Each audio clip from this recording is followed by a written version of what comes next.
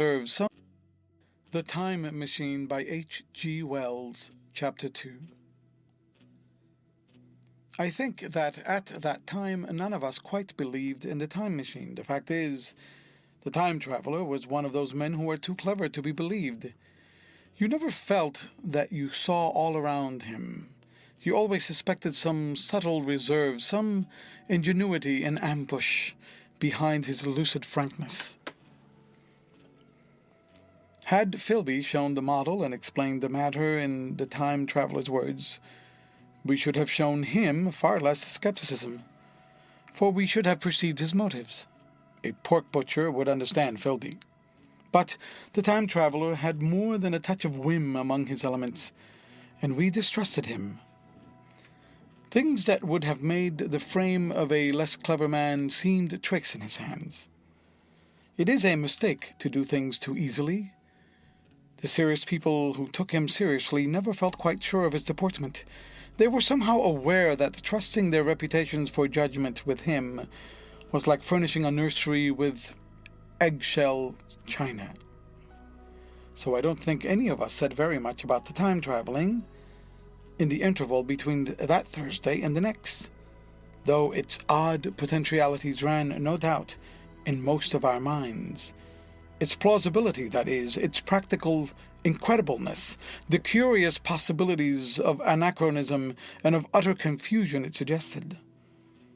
For my own part, I was particularly preoccupied with the trick of the model that I remember discussing with the medical doctor, whom I met on Friday at the Linnean. He said he had seen a similar thing at Tübingen, and laid considerable stress on the blowing out of the candle. But how the trick was done he could not explain. The next Thursday I went again to Richmond. I suppose I was one of the time traveler's most constant guests, and arriving late found 4 or 5 men already assembled in his drawing room. The medical man was standing before the fire with a sheet of paper in one hand and his watch in the other. I looked around for the time traveler, and "It's 7:30 now," said the medical man. "I suppose we'd better have dinner." "Where's—" said I, naming our host. "You've just come? It's rather odd. He's unavoidably detained. He asks me in this note to lead off with dinner at 7 if he's not back. Says he'll explain when he comes." "It seems a pity to let the dinner spoil," said the editor of a well-known daily paper, and thereupon the doctor rang the bell. The psychologist was the only person beside the doctor and myself who had attended the previous dinner. The other men were Blank, the editor aforementioned, a certain journalist, and another, a quiet, shy man with a beard, whom I didn't know, and who, as far as my observation went, never opened his mouth all evening. There was some speculation at the dinner table about the time traveler's absence, and I suggested time traveling in a half-jocular spirit. The editor wanted that explained to him, and the psychologist volunteered a wooden account of the ingenious paradox and trick we had witnessed that day week.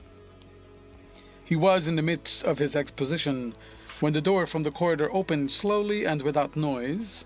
I was facing the door and saw it first. "Hello," I said, "at last!"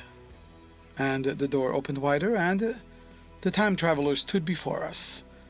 I gave a cry of surprise. "Good heavens, man, what is the matter?" cried the medical man who saw him next, and the whole tableful turned toward the door. He was in an amazing plight. His coat was dusty and dirty, and smeared with green down the sleeves, his hair disordered, and, as it seemed to me, grayer, either with dust or dirt, or because its color had actually faded. His face was ghastly pale. His chin had a brown cut on it, a cut half-healed. His expression was haggard and drawn, as by intense suffering. For a moment he hesitated in the doorway, as if he had been dazzled by the light. Then he came into the room. He walked with such a limp as I have seen in footsore tramps. We stared at him in silence, expecting him to speak. He said not a word, but came painfully to the table and made a motion towards the wine. The editor filled a glass of champagne and pushed it toward him. He drained it, and it seemed to do him good, for he looked round the table and the ghost of his old smile flickered across his face. "What on earth have you been up to, man?" said the doctor. The time traveler did not seem to hear.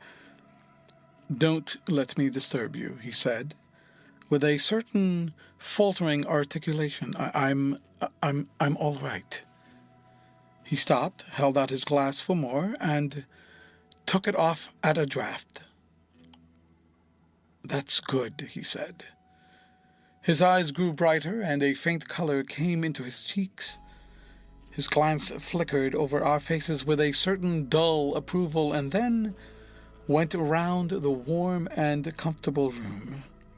Then he spoke again, still as if it were feeling his way among his words.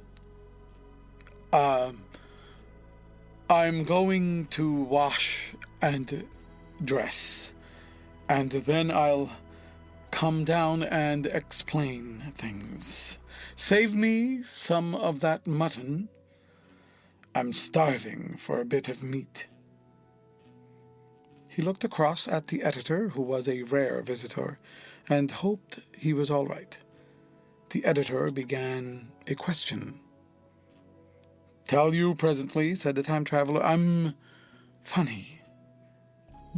Be all right in a minute." He put down his glass and walked towards the staircase door.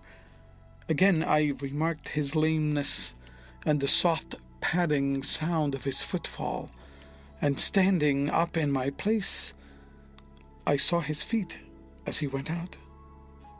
He had nothing on them but a pair of tattered, blood-stained socks. Then the door closed upon him. I had half a mind to follow till I remembered how he detested any fuss about himself. For a minute, perhaps, my mind was wool-gathering.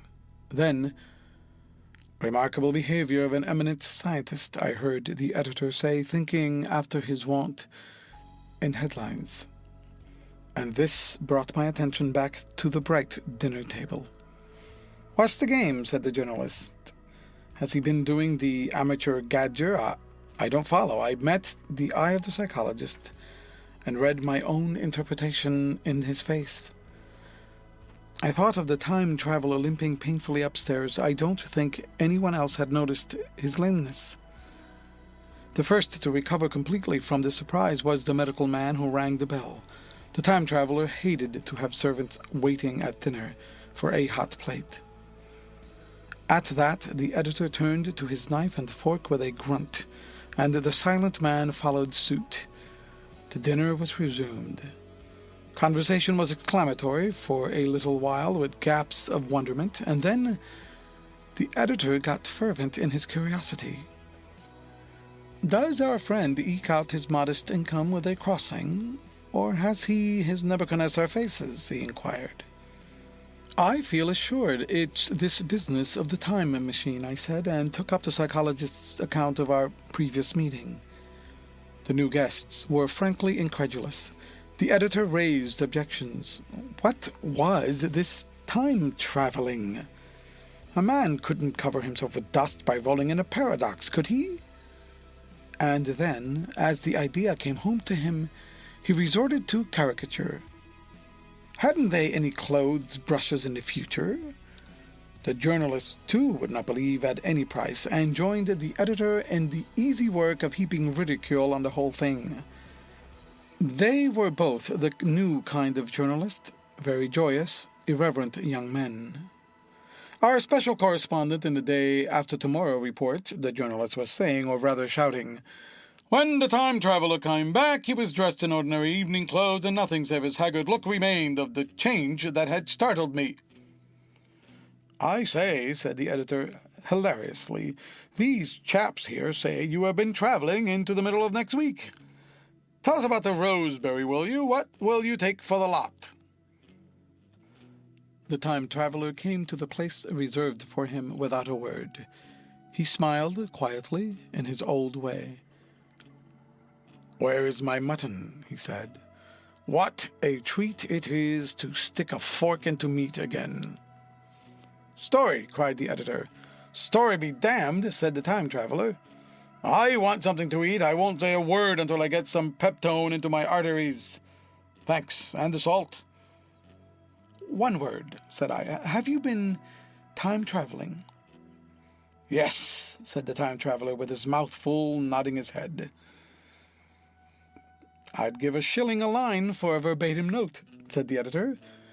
The time traveler pushed his glass toward the silent man and rang it with his fingernail, at which the silent man, who had been staring at his face, started convulsively and poured him wine. The rest of the dinner was uncomfortable. For my own part, sudden questions kept on rising to my lips, and I dare say it was the same with the others. The journalist tried to relieve the tension by telling anecdotes of Hetty Potter. The time traveler devoted his attention to dinner and displayed the appetite of a tramp. The medical man smoked a cigarette and watched the time traveler through his eyelashes. The silent man seemed even more clumsy than usual and drank champagne with regularity and determination out of sheer nervousness. At last, the time traveler pushed his plate away and looked around us. "I suppose I must apologize," he said. "I was simply starving. I've had a most amazing time." He reached out his hand for a cigar and cut the end. "But come into the smoking room. It's too long a story to tell over greasy plates." And ringing the bell and passing, he led the way into the adjoining room. "You have told the blank and dash and chose about the machine," he said to me, leaning back in his easy chair and naming the 3 new guests. "But the thing's a mere paradox," said the editor. "I can't argue tonight. I don't mind telling you the story, but I can't argue.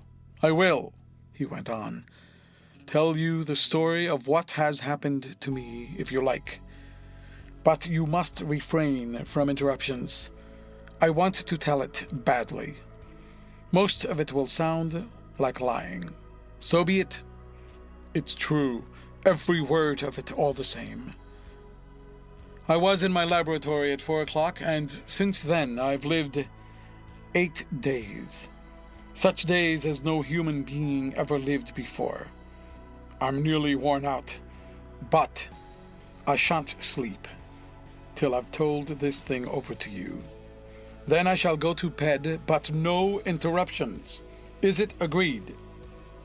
"Agreed," said the editor, and the rest of us echoed agreed. And with that, the time traveler began his story as I have set it forth. He sat back in his chair at first and spoke like a weary man. Afterwards, he got more animated. In writing it down, I feel with only too much keenness the inadequacy of pen and ink, and above all my own inadequacy, to express its quality. You read, I will suppose, attentively enough, but you cannot see the speaker's white, sincere face and the bright circle of the little lamp, nor hear the intonation of his voice. You cannot know how his expression followed the turns of his story. Most of us hearers were in shadow, for the candles in the smoking room had not been lighted, and only the face of the journalist and the legs of the silent man from the knees downward were illuminated. At first we glanced now and then at each other. After a time we ceased to do that and looked only at the traveler's face.